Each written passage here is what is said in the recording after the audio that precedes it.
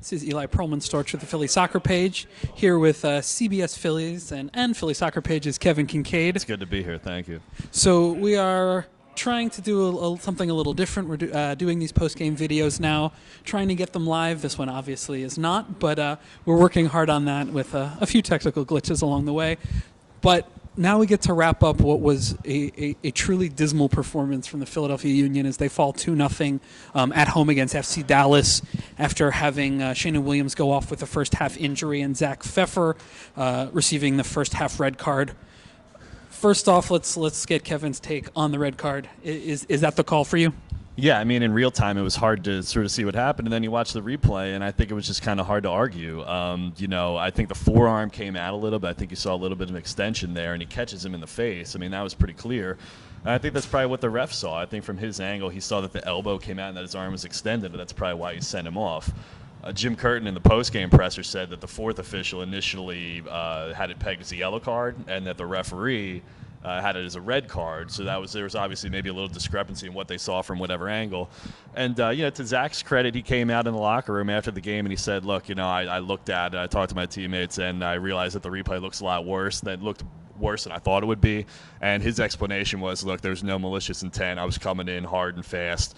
Tried to slow up. I slipped a little bit. He sort of made a cut and tried to come back, and that's when I think because he went down, that's why he was lower when his arm was coming through, and that was sort of the explanation." So that was obviously a big turning point, but Williams going off with hamstring tightness, bringing on Fabinho at left back was a real turning point because up until that point, Tesho Akindele really wasn't a part of the game until that happened. Akindele begins to get into the game, and then ultimately it's Fabinho who not only gets a yellow card minutes after coming on, but eventually gives up the turnover that gifts Dallas their opener as he just plays it straight to Akindele, who has a free run in.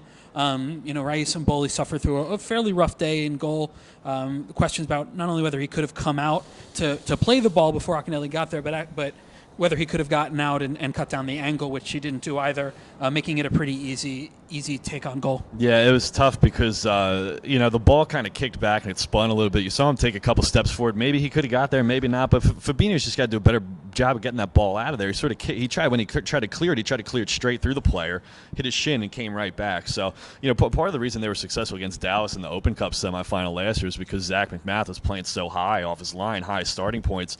I don't have any doubt that he would have came out and tried to make a play on that. Would he have got there? I don't know, but he probably would have been alert from the beginning and probably started off that. It was just a soft goal to concede, and it was early in the second half, and that kind of took the wind out of the sails if there was anything left. So one major issue that has sort of dogged the Union already through 3 games is the play of both Andrew Wenger on the left and Sebastian Le Toux on the right, with Wenger really looking like a one-trick pony on his right foot, and Sebastian Le Toux just suffering through a really, really bad stretch in terms of bad touch, bad fouls, mouthing off to the ref. Just really the frustration is showing on his face.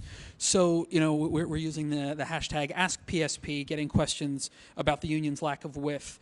Is that a tactical decision? Is that Jim Curtin trying to decide that? So I guess as they go forward now, these are the 2 wingers that they've really bet the house on. What can they do, in your opinion, to get them going and to make better use of the space afforded to them? Yeah, I'm not sure. I mean, first of all, they gotta play quicker out of the back and quicker in transition. One of the hallmarks of the team last year when Jim Curtin took over was that they would play well on the counterattack and they get the ball wide and they get it out there quickly. And Vince Nogueira and Maurice Adu, for the hard work that they're putting in the middle of the field, got to try to play it wide faster. But Sebastian, his touch has kind of let him down. He hasn't been anywhere close to the player that we saw last year. 12 goals, 7 assists, 5 of them were penalties, but still 7-7 is a good mark. And Andrew Wenger, I think we all had poised for a huge breakout year. So I don't know. It's again, we've talked about it on the KYW Philly Soccer Show. He needs somebody to overlap, somebody to help him on the left to free up space for him.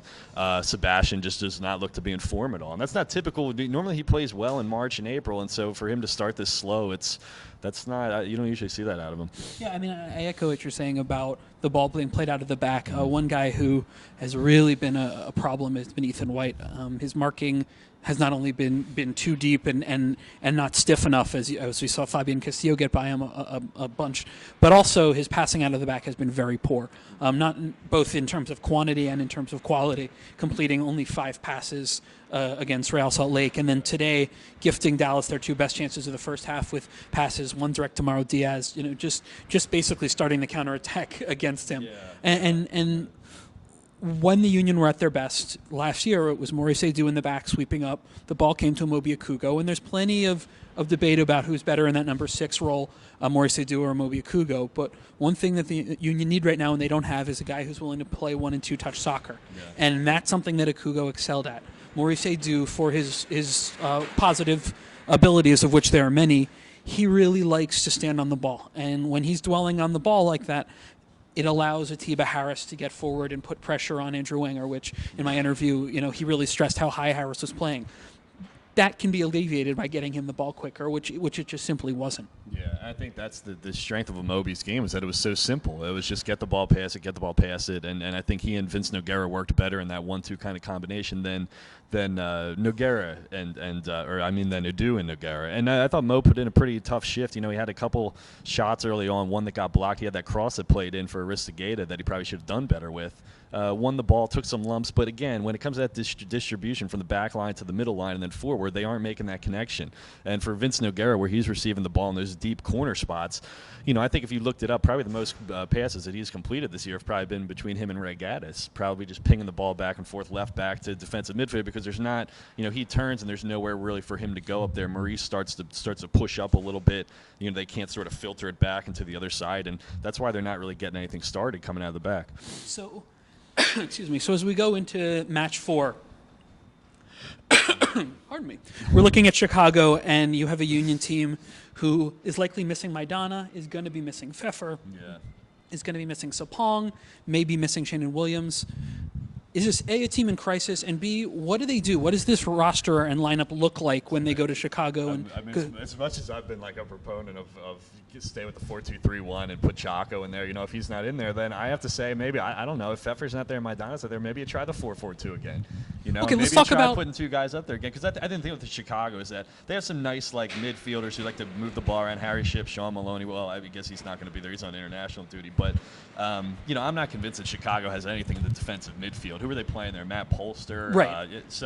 Even if you want to try to push Vince Nogueira up a little bit more, even put a second forward up there and have him sort of sit in the hole, this Chicago team is not a very good team, especially in that spot right there. So, say you move a guy like Latu up and play him alongside Fernando Aristigueta, who continues to be active and energetic.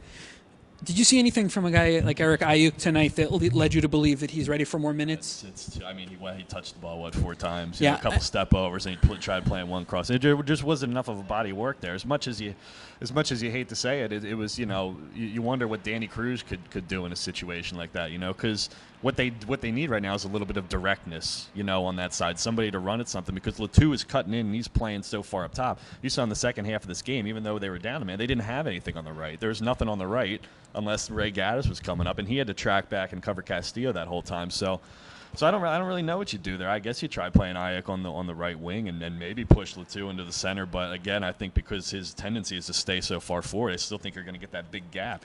Yeah, I agree. And for me, Eric Ayuk, it looked like a very young player with very little experience, playing in a very naive way. Do you think that if we saw Jimmy McLaughlin out there instead of Eric Ayuk, that there would have been any difference? Absolutely. Yeah. Because Jimmy McLaughlin has showed that at the USL level, he wants to pass the ball, he wants to move the ball, and he wants to attack players. Yeah.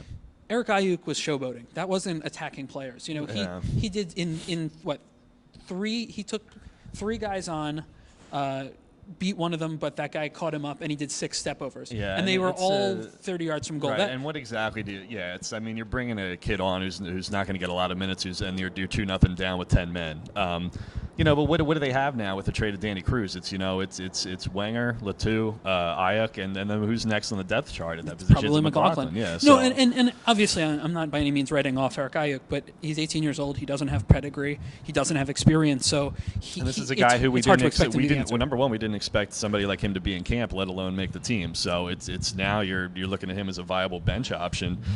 I don't know. It's kind of it is early to tell, but I don't really know who else they have at that position right now. And then if you're looking at no Pfeffer and no Maidana, then what do they do?